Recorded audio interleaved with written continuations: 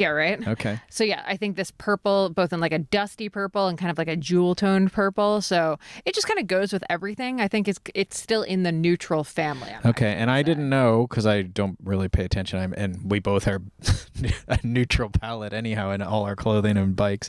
But bikepacking.com had a bunch of good sea otter coverage. So especially if you're into bike packing, but just general, they have a few different, like by day, I think.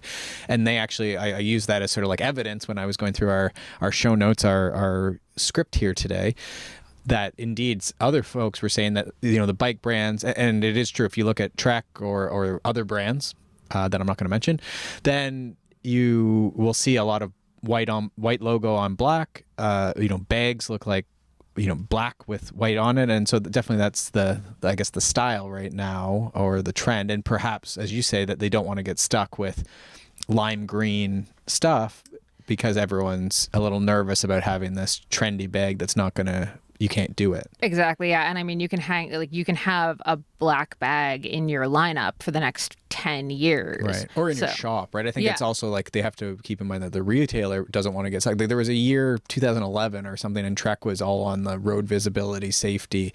And so we had all these, I still have all the accessories because I barely wore them because there's like lime green, fluorescent yellow, arm warmers, leg warmers, the bike, like the Trek logo was, and at the time, I didn't think as much about it, but a year later, you just wouldn't wear it.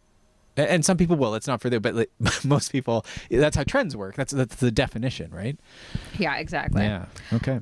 Okay, and then you also have a note here about a custom gravel bike that you spotted that you were intrigued by, the bike packing mentioned. Yeah, I guess that's where